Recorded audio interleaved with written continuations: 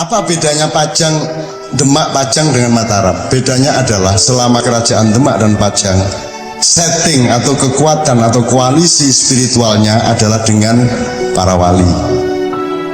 Tapi begitu Mataram berdiri, kekuatan dan wibawa para wali digantikan oleh mistik atau khayal atau bid'ah yang namanya Nyai Roro Kidul.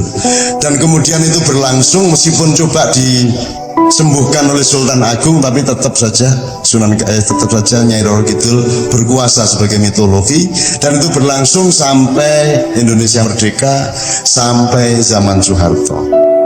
Tetap Nyai Roro Kidul yang menjadi acuan. Kalau dulu itu Islam, Jawa Islam, zaman Demak, Jawa Mataram itu kan Jawa lah, ini lah Islam. Nah mulai Mataram nganti Pak Harto kuwi Islam Jawa. Ya pancen wong Islam ning Jawa. Jadi Jawanya lebih dominan daripada Islam. Soeharto berakhir, kita tidak punya pedoman. Kita masuk ke reformasi dan kita tidak punya pilihan apa-apa kecuali mengembangkan nafsu yang tertahan selama 32 tahun. Akhirnya begitu reformasi terjadi, yang berlangsung adalah Soeharto melampiaskan diri. Semua menjadi Soeharto, semua menjadi koruptor. Kenankan saya memenuhi janji dulu singkat saja mengenai Mbah Marijan sama Nyai Roro Kidul.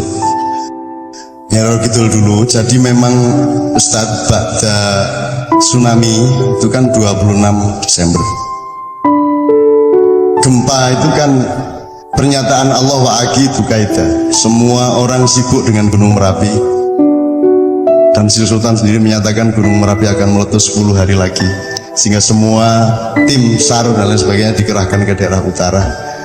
Allah menyatakan wa'aki itu kaita, gue rasa aran-aran, rasa bagus sakarep-karepku, lagi ngelek ngekei pipeling nang gue peringatan kepada anda semua, kepada kamu semua.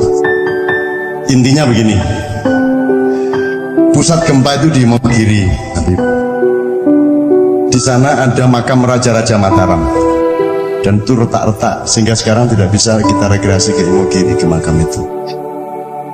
Jadi kalau pakai istilahnya Habib Umar, itu era berakhirnya kekuasaan Nyai Roro Kidul, karena kerajaan dan raja-raja yang berkoalisi dengan spiritualitas Nyai Roro Kidul itu adalah Raja-Raja Mataram, dan ini sudah berakhir. Sudah 500 tahun sudah Mojopahit hancur. Sekarang kita harus kembali kepada zaman baru. Sekarang akan muncul Demak yang baru, kerajaan Islam yang egaliter, yang maritim. Tentu saja bukan Indonesia akan menjadi kerajaan Islam, tidak, tapi berwatak seperti itu. Karena dulu kan ceritanya Mataram itu lahirnya karena gembelengan nih rojo-rojo Islam. Sudah bagus-bagus bikin Demak, tapi kurang istiqomah, setelah itu jadi Pajang.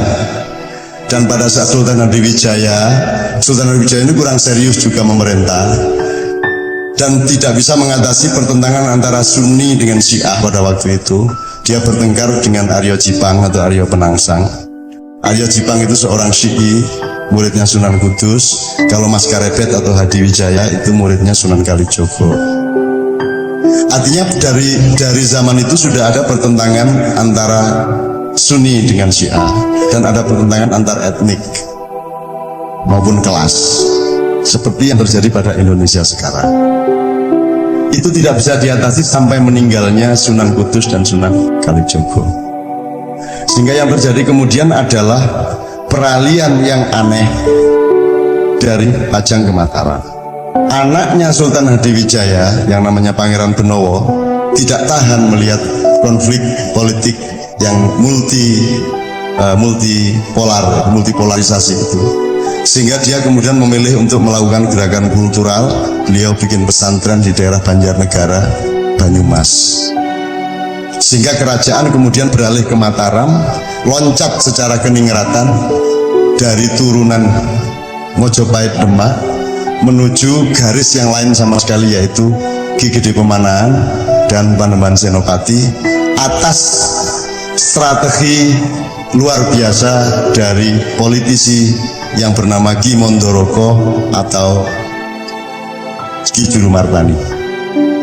Nah, Apa bedanya Pajang, Demak, Pajang dengan Mataram? Bedanya adalah selama kerajaan Demak dan Pajang, setting atau kekuatan atau koalisi spiritualnya adalah dengan para wali. Tapi begitu Mataram berdiri, kekuatan dan wibawa para wali digantikan oleh mistik atau khayal atau bid'ah yang namanya Nyai Roro Kidul.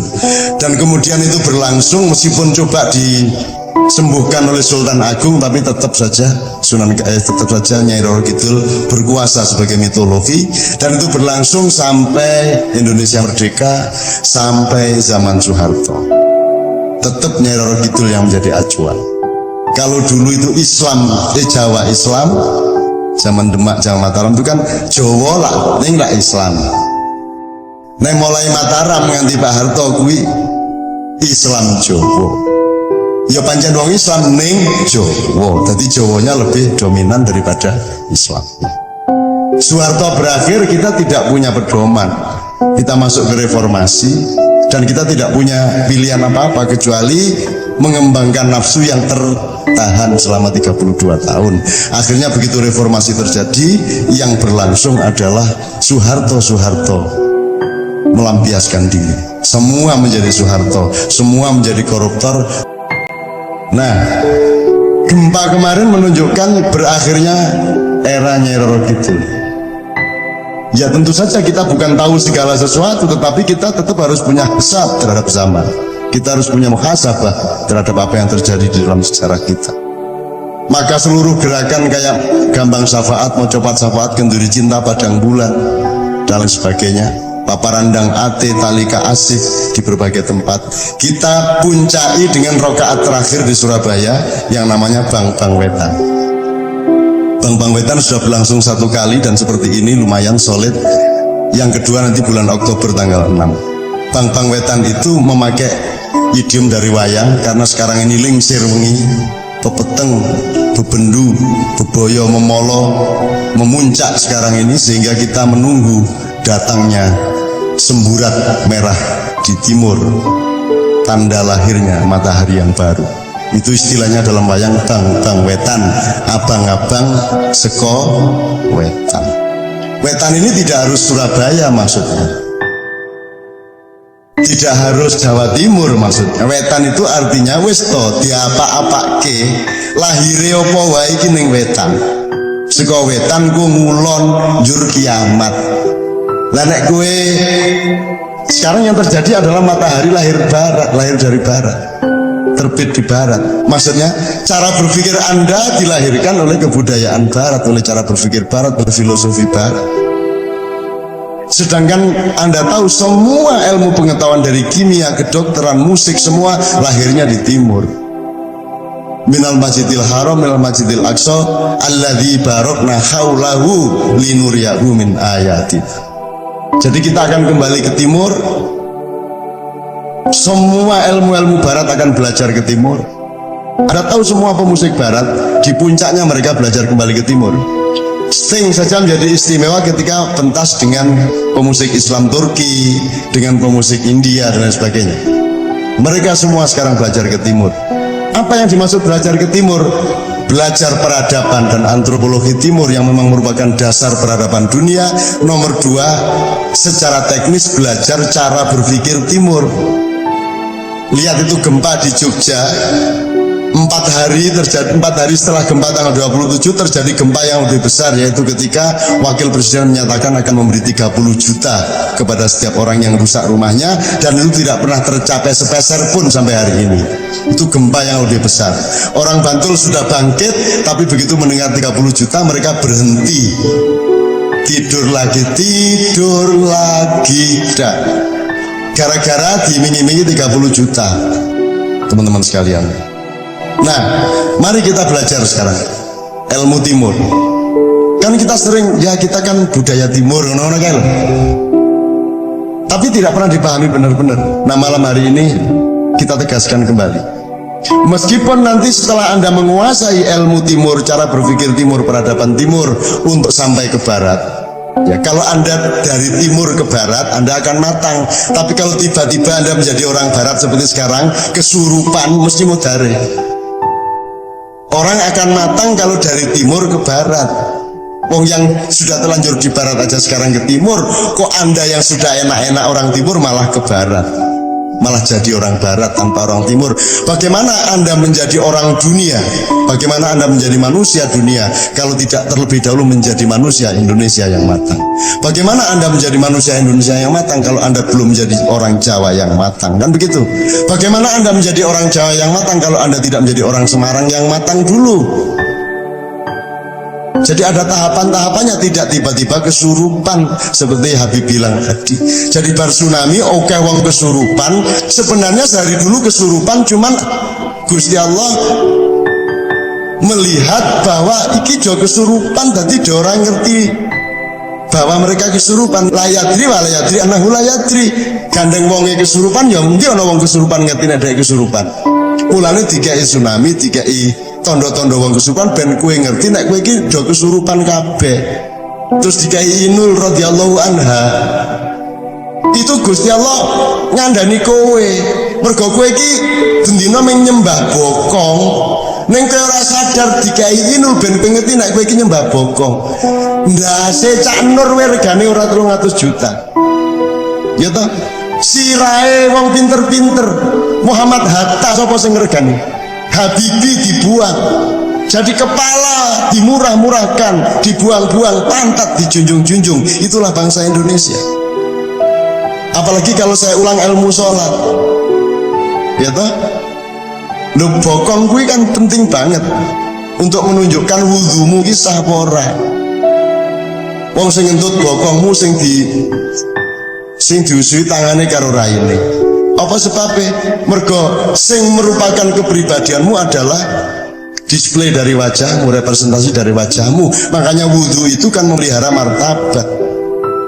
Janjane sing ngentut lak dudu dhek. Sing ngentut ora dicawiil. Dut nunjuk wudhune lak sendure ta. Apa sebabnya? Karena manusia terletak di wajahnya, tidak di pantatnya. Lah kok kowe iki tuku tiket dinggo dibokongi, kowe lak sak rendah-rendahe wong. Anda tidak ada gunanya sujud.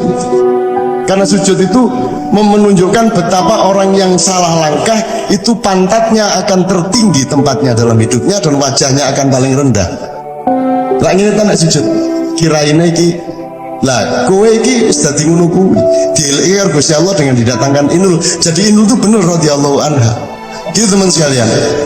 Ini sangat serius, Nah itu yang tentang Nyai Roh Kidul. Jadi sekarang minimum itu doa kita, dan kita harus akhiri ini semua penyembahan pantat ini harus kita akhiri. Tapi kita kembali ke wajah kita. Siapakah wajah kita? Keindonesiaan kita. Kan kalau Anda mengingat Yai Budi misalnya, oh Yai Budi sing dieling-eling apa nih? Sing dieling-eling ki wajahnya apa pantatnya? Wajahnya. Misalnya Yai Budi diwawancara Suara Merdeka, sing difoto apa nih? Apa no wawancara close up nu justru difoto bokongnya ngono. Nah gitu. Nek gawe KTP yang difoto apanya? Wajahnya. Ini ilmu sederhana, tapi orang tidak pernah paham. Nah mudah-mudahan dengan doa kita, dengan gerakan-gerakan yang kita puncai di Bambang Wetan Surabaya, itu akan muncul betul manusia Indonesia yang siap menjadi pemimpin esok pagi. Dengan nyanyi Indonesia Pusaka, ya. Nanti Indonesia, gitu ya. Nanti Mbah Marijan 1 jam setelah BMG menyatakan Gunung Merapi status siaga, turun dari awas ya.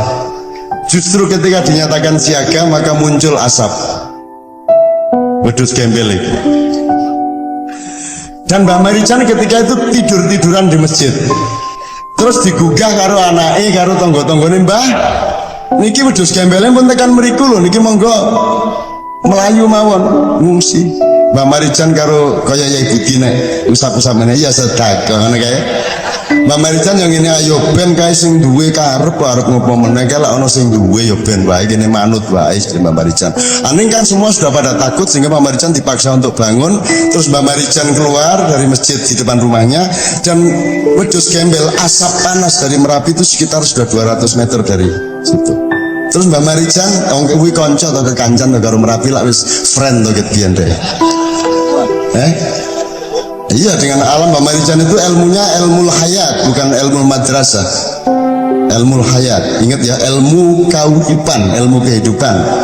Wong sing duwe ilmu sekolahan kudu sinau nang wong sing duwe ilmu kauripan. Wong sing duwe ilmu kauripan ya kudu ngrungok-ngrungokke wong sing duwe ilmu sekolahan. Makanya Mbah Marijan sangat rasional ketika ditanya, Mbah Marijan kok ndak ngungsi? Nanti penduduk pada ngikut Mbah Marijan loh. Mbah Marijan jawab, kula niku mboten nglarang sinten-sinten ngungsi, kula niku malah ngelekke kono do ngungsi.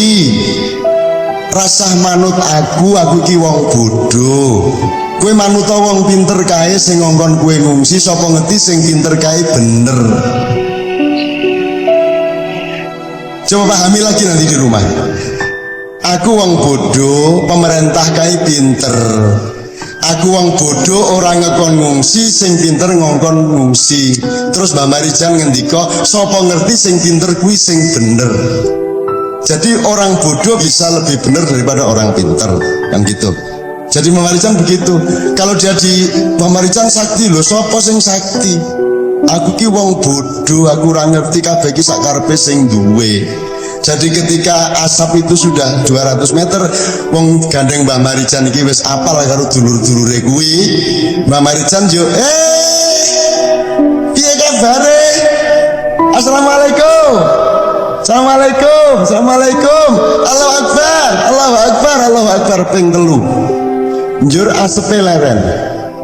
Mulek-mulek dhewe kae njuk menggok rono. Njur gone Mbah Marijan ora dikenane asap, kiwa tengene kena. Bar ngliwati gone Marijan lagi ngumpul meneh asepe. Jadi ono kulawaan sing tidak kena asap itu di tempat Mbah Marijan.